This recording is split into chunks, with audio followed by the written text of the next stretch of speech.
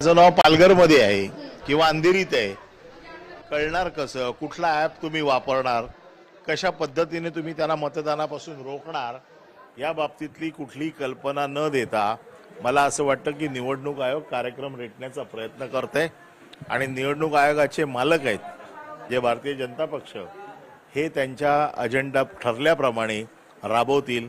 फक्त लोकांच्या डोळ्याला पाणी लावण्याचं काम करतायत की आम्ही अशी कारवाई करू तशी कारवाई करू.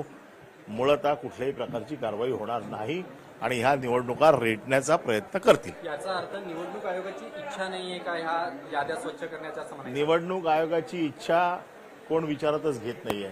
त्यांच्या मालकाची इच्छा काय आहे यावर सगळं अवलंबून आहे आणि त्यांचे मालक जे सांगतील तसंच काम होईल.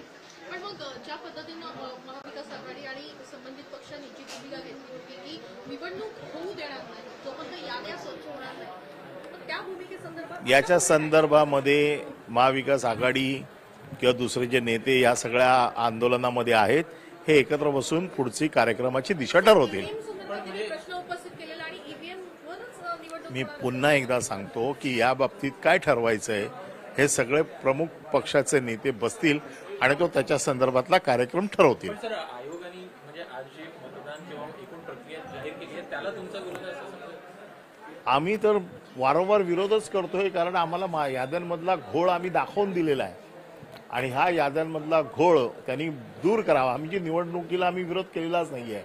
आमचं म्हणणं असं आहे की याद्या स्वच्छ कराव्यात, जे आक्षेप आम्ही नोंदवलेले आहेत त्या आक्षेपावरती खुलासा करावा, ते आक्षेप दुरुस्त करून त्यांनी निवडणुकांना सामोरं जावं. पण मग याद्या दुरुस्त करण्याऐवजी स्टार मारणं ही प्रक्रियेला तुम्ही ही चुकीची आहे, ही धुळफेक आहे. धन्यवाद. देश विदेशातील प्रत्येक घडामोडींचे लाईव्ह अपडेट मिळवण्यासाठी आता साम टीव्हीच्या सर्व सोशल मीडिया प्लॅटफॉर्मला लाईक, फॉलो आणि सबस्क्राईब करा. तसंच सर्व नोटिफिकेशनसाठी बेल आयकॉन प्रेस करायला विसरू नका.